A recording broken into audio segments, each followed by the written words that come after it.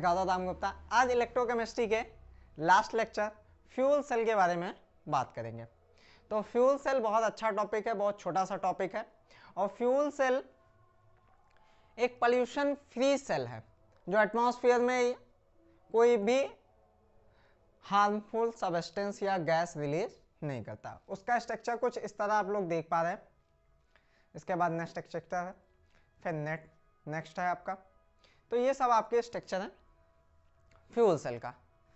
तो fuel cell pollution free cell है। तो इसका सबसे पहले use space craft Apollo mission में किया गया था। अभी भी स्पेस क्राफ्ट में इसका उपयोग किया जाता है क्योंकि इसमें काफ़ी फायदे ये हैं, क्योंकि ये कंबशन रिएक्शन पे है। जैसे आपका कंबशन रिएक्शन होता है कि केमिकल एनर्जी प्रोड्यूस हो जाती है आपकी हीट में, तो ये भी प्रोड्यूस हो जाती है हीट में, लेकिन जो हीट है इसका हम यूज कर लेते हैं इलेक्ट्रिकल एनर्जी में। तो अगर हम इसमें कंटिन्यूअस सप्लाई करते रहे केमिकल एनर्जी की, तो हमें कंटिन्यूअस इलेक्ट्रिसिटी मिलती रहेगी। तो पोल्यूशन फ्री सेल के बारे में बात करते हैं, तो इसको H2O2 फ्यूल सेल भी कहते हैं क्योंकि ये H2O2 पे है। दूसरा, इसमें जो सोल्यूशन हम यूज करते हैं वो क्या है, एल्कलाइन है, तो इसको कहते हैं alkaline fuel cell, alkaline fuel cell, या इसको कहते हैं बोकान फ्यूल सेल। ठीक, बोकान फ्यूल सेल। इसका जो वोल्टेज प्रोड्यूस होता है, मतलब ई नॉट ऑफ सेल, वो 0.9 वोल्ट होता है। इसमें ये आपका यहाँ पे सोल्यूशन भरा होता है एल्कलाइन KOH या NaOH। इसके बाद ये पोरस मेम्ब्रेन होती है। इधर से H2 गैस हम प्रोड्यूस करते हैं, इधर से O2 हम प्रोड्यूस करते हैं। हाँ, प्रोड्यूस का मतलब सप्लाई करते हैं।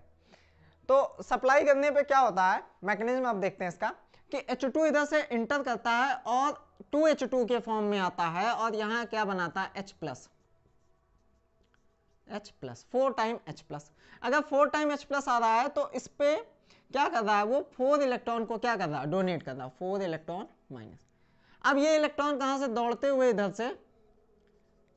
इधर से कहाँ पहुंचेंगे, यहाँ पे। तो ये कहाँ आ गए, 4 इलेक्ट्रॉन यहाँ पे आ गए। अब जो H+ है, H+ का होगा क्या कि NaOH सोल्यूशन है आपका। NaOH में क्या है, OH- है, तो ये 4 टाइम OH- से क्या करेगा, रिलेट करेगा, बॉन्ड फॉर्मेशन करेगा, तो 2 टाइम H2O और प्लस 2 टाइम H2O। अब ये 2 टाइम हम क्यों लिख रहे हैं, क्योंकि इससे हमें आगे बेनिफिट है थोड़ा सा। बाकी ये बनेगा 4 टाइम आपका H2। अब यहाँ पे O2 क्या है, O डबल बॉन्ड O। अब O2 क्या करेगा, इस 2H2O के साथ मिलकर, अब यहाँ OH खत्म हो चुका। अब पहले हम ऑक्सीडेशन प्रोसेस लिख देते हैं, ऑक्सीडेशन। तो ऑक्सीडेशन जो हो रहा है, प्रेजेंस ऑफ कैटालिस्ट प्लेटिनम और प्लेटिनम। तो ऑक्सीडेशन में क्या हो रहा है, 2H2 प्लस कौन है, कोई नहीं है, तो इसमें हो जाएगा आपका 2H2 कन्वर्ट हो रहा है 4H plus plus 4 electron minus, और फिर 4 time H plus plus 4 OH minus, then convert into 4 time H2। अब फिर इसके बाद रिडक्शन का प्रोसेस होगा। रिडक्शन क्या करता है, जैसा हमने बताया कि O2 H2O 2 टाइम H2O और 4 इलेक्ट्रॉन के साथ मिलकर क्या बना लेता है, 2 time H2O plus O2 plus 4 electron, then convert into 4 OH minus. फिर से ये क्या बना लेता है, 4 OH माइनस, और यहां से हमारी कंटिन्यूअस एनर्जी सप्लाई होती रहती है। एक छोटा सा प्रोसेस था। इधर से H+ आया, H+ ने अपने इलेक्ट्रॉन डोनेट किए, 4H प्लस 4 OH माइनस के साथ मिल गए 4 टाइम्स क्या बनाया, H2O बनाया। अब 4 टाइम H2O में से 2 टाइम H2O का O2 ने एक O2 यूज करता है, बनाता है 4 टाइम OH माइनस। अब हमारे पास बचा क्या, 2 टाइम्स H2, बचा क्या, 2 टाइम्स H2। 2 टाइम H2O क्या करता है कि जो ये बचा हुआ है, ये सोल्यूशन को डाइल्यूट कर देता है। अब भाई पानी बच रहा है तो सोल्यूशन डाइल्यूट होना। उसके बाद अब देखिए इस प्रोसेस में क्या है कि H प्लस OH के साथ रिलेट करके 4 टाइम H2O बना रहा है और फिर O H2O के साथ रिलेट करके OH माइनस बना रहा है। मतलब हम कंटिन्यूअस अगर एनर्जी केमिकल सप्लाई करते रहे, केमिकल का मतलब H2O2, तो हमें कंटिन्यूअस क्या OH तो हमारा O बना ही रहा है, ठीक, तो कंटिन्यूअस हमें एनर्जी मिलती रहेगी।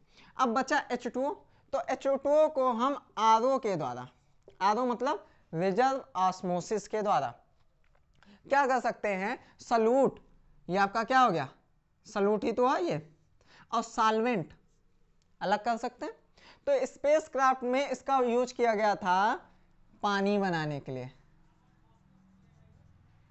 वाटर के लिए, ठीक है।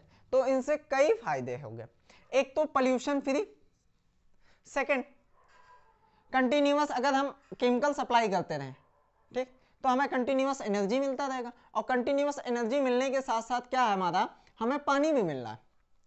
तो फायदे कहीं है फ्यूल सेल के। फ्यूल सेल कॉस्टली है, कॉस्टली क्यों है, जो इसमें कैटालिस्ट हैं इसके कारण ये क्या है, कॉस्टली है। बाकी फ्यूल सेल आज के समय में कहे तो एक तरह से हाइड्रोजन सेल की तरह वर्क करता है, और आज के समय में या फ्यूचर में फ्यूल सेल या हाइड्रोजन सेल का ही यूज किया जाना है, क्योंकि एक तरह से देखा जाए तो ये हमारे इन्वायरमेंट के लिए बहुत यूजफुल है, उसमें ना कोई हार्मफुल सब्सटेंस बनते हैं जो इन्वायरमेंट को नुकसान करें। तो ये फ्यूल सेल के बारे में कुछ बातें थी। अब फ्यूल सेल जनरली 5 टाइप के होते हैं, जैसे आपका H2O2 सेल हो गया, उसके बाद सॉलिड ऑक्साइड सेल हो गए, उसके बाद bacteria membrane microbial biological fuel cell, direct methanol fuel cell, proton exchange fuel cell, phosphoric acid fuel cell, ये सब आपके फ्यूल सेल है। लेकिन आपके क्लास 12th के सिलेबस में अभी ये फ्यूल सेल है। और ये रिडक्शन हो गया, ऑक्सीडेशन। एक पॉइंट है, इसमें एक पॉइंट है कि जो ये इसका वर्क है, वर्क में जो अगर हम कहें 100% हम इसमें केमिकल दे रहे हैं, मान लिए जो H2O2 है जो हमारा 100% है, उसमें से 70% या 60% क्या है, इसकी इफिशिएंसी है। ये सबसे अच्छी बात है कि हमें इफिशिएंसी इसकी अच्छी मिल रही है। जो हम केमिकल सप्लाई कर रहे हैं उसके बदले में जो एनर्जी प्रोड्यूस हो रही है वो 60 से 70%। इसका जो सबसे अच्छा टेम्परेचर है वर्क करने का डिग्री सेल्सियस है। ये इसका मतलब इस पे इसका जो ये मशीनरी है आपकी, ये फ्यूल सेल है, ये सबसे अच्छा वर्क करता है कहाँ पे, इस टेम्परेचर पे। तो ये आपका रहा फ्यूल सेल। यहीं पे इलेक्ट्रोकेमिस्ट्री लेक्चर खत्म करते हैं, इसके बाद नेक्स्ट चैप्टर पे चलेंगे। तब तक के लिए पढ़ते रहिए। Best of luck.